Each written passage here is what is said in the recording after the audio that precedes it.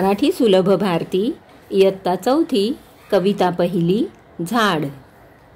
चिंगीनं लावलं एक झाड, झाडाला म्हणाली लवकर वाढ। तुला रोज घालीन पाणी, तुझ्यासाठी गाईन गाणी। गाणी ऐकून फुलं फुलतील, फुलपाखरांचे थवे झुलतील। फुलतील फुलं छान छान, हसत राहील पानन पान।